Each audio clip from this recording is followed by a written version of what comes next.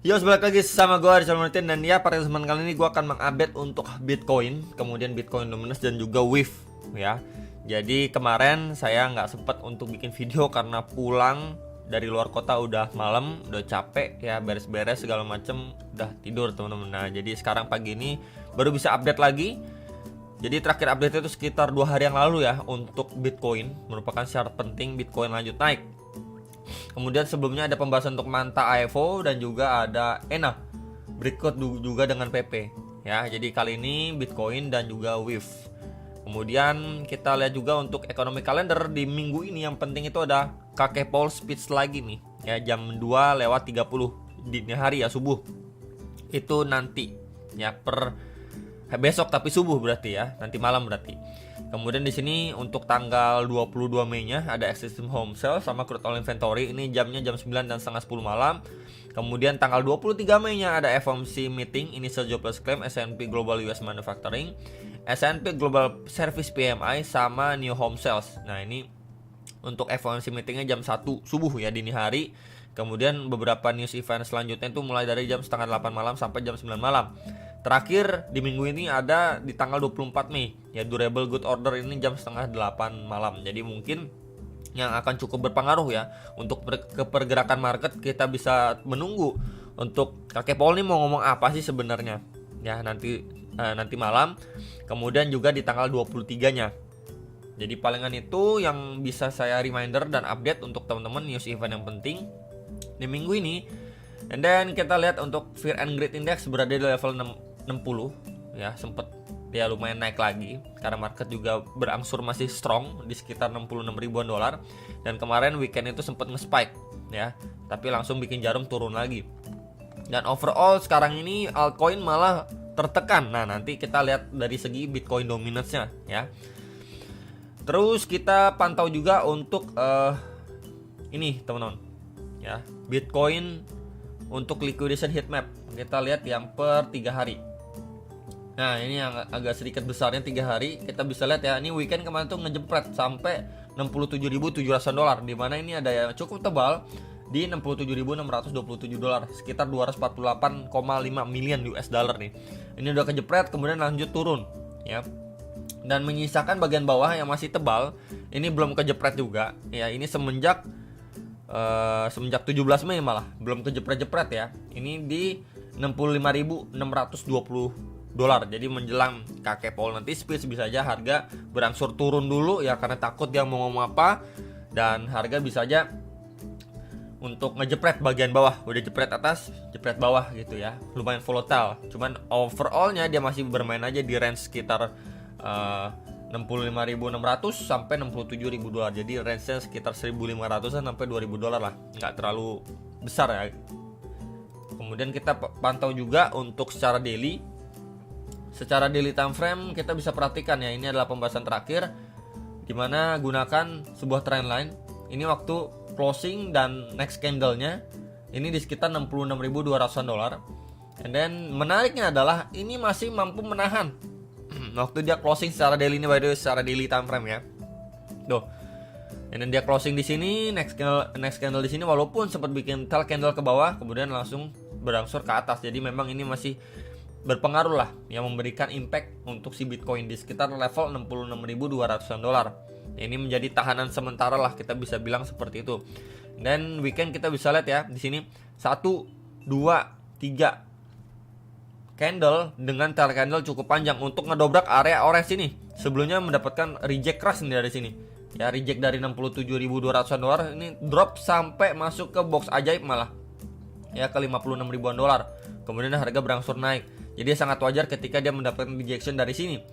Jadi momentumnya ketika untuk si Bitcoin belum benar-benar mampu nge-break area ini, maka sooner or later untuk si Bitcoin pasti possible retest even sampai EMA 21 nih, box merah bawah di sekitar 64 ribuan dolar.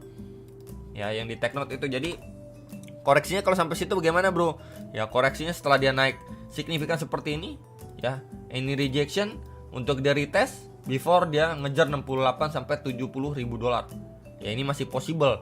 Jadi ini masih menjadi koreksi untuk dia retest sebelum dia lanjut naik lagi. Mengingat di sini ada EMA 21 ya. dan juga SNR sebelumnya. Kita bisa perhatikan dan gunakan juga area tersebut. Kemudian kalau kita gunakan bantuan kakek Fibo ya juga dari swing low ke swing high terakhir, maka ya kita mendapatkan golden ratio nih. Tuh. Ya, di box merah ini 0,3 sampai 0,5 nih, 64.000 sampai 64.900 dolar. Plus EMA 21 secara daily, by the way, ini daily loh. Jadi that's why kenapa area ini menurut saya adanya confluence of support yang bisa istilahnya memberikan lah booster lagi ketika memang si Bitcoin belum benar-benar mampu ngedobrak area box orange ini. Dia koreksi dulu, retest sebelum dia lanjut naik lagi 68.000 sampai 70.000 dolar. Jadi ini untuk key level target lah untuk si Bitcoin ya, key levelnya. Minimal kalau kita lihat secara time frame 4 jam masih sama, dia rapi banget nih, rejectionnya rapi banget nih. Coba saya sedikit reminder, di sini adanya rejection, ya di sini rejection, di sini adanya rejection, ya di sini juga rejection berkali-kali tuh, mencoba dobrak tapi nggak mampu. Oke. Dan juga untuk area terdekatnya masih sama untuk yang saya mention. Ini mungkin sedikit saya adjust teman-teman ya di area sini.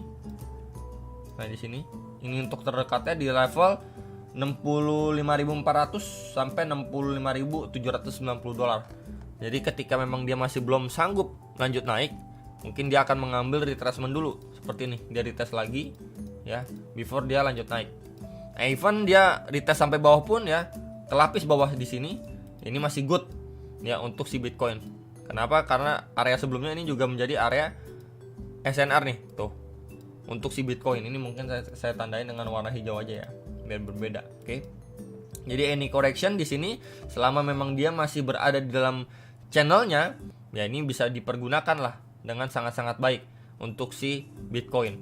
Minimal kalau misalkan area ini, oke bro, kalau misalkan kita gunakan trendline lain seperti di sini, tarik seperti ini, wah dia jadinya rising wave bro gitu ya. Gimana nih? Selama dia masih bertahan, at least minimal di area putih inilah di 64.600-an atau even sedikit bawah pun di box hijau di sekitar 63.100 dolar, itu masih bagus gitu, bisa dibilang dia masih create yang namanya higher low, masih possible untuk dia lanjut naik. Dimana kita bisa lihat ya di sini, coba saya highlight sebentar, ini low and then ini higher low ya. Kemudian any correction potensi higher low di sini ya. Jadi selama dia naik seperti ini bikin anak tangga, ini masih bagus untuk si Bitcoin. Ketika memang dia udah breakdown dari sini, nah ini baru pertanda tidak baik ya, berarti di bawah 62.800 62.900 kalau misalkan area itu terbreakdown serta frame 4 jam, nah itu baru ada indikasi untuk dia perubahan tren, kembali downtrend lagi secara time frame 4 jam. Nah, tapi overall kalau misalkan kita lihat ini masih bullish, any correction untuk lanjut naik selama dia masih hold even di 63.000 dolar. Oke. Jadi itu yang perlu di take note untuk Bitcoin secara time frame 4 jam. Dan kita lihat untuk Bitcoin dominance. Nah, ini ya sebenarnya kendalanya altcoin di sini. Ketika terakhir pembahasan, ini adalah key levelnya untuk si Bitcoin dominance setelah rejection gitu ya, naik kemudian dia reject dari situ sideways aja, masih ketahan di area support, previous support di box putih di sekitar 55,7%. And dia mengalami rebound ya, break nih terhadap box merah pertama, dia breakout and then sekarang posisinya lagi retest. Yang menjadi problem adalah dari area retest ini, sebentar ya, dari area retest ini dia retest gitu kan, untuk dia lanjut naik lagi, ngetes ke previous highs-nya di sekitar 56,2 56,3%. Nah ini untuk altcoinnya masih deres lagi, makanya Bitcoinnya turun nggak terlalu banyak gitu ya, baru sedikit, katakanlah sedikit doang, Bitcoin dominance malah naik. Nah, altcoinnya tuh deres. Nah ini juga terjadi pada wave teman-teman ya. Ini kalau kita lihat secara untuk wave, ini wave juga turunnya deres. Bitcoinnya, katakan Bitcoin cuma turun sedikit ya, hampir 1.000 dolar aja, wave ini masih lanjut turun ya. Wave ini masih lanjut turun. Kita lihat secara daily deh biar lebih enak lihatnya. Kita lihat secara daily and ya.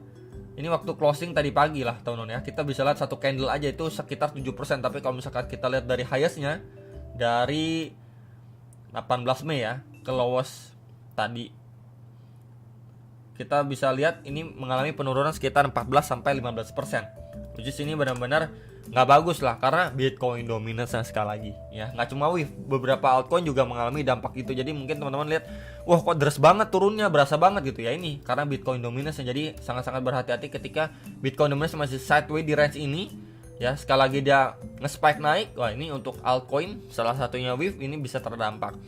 Ini kalau kita ngomongin untuk price action WIF lebih lanjut, sebenarnya kita bisa gunakan juga ya sebuah trend line seperti ini, trend line resistance ya. Ini satu beberapa kali di testing kemudian mendapatkan rejection untuk WIF.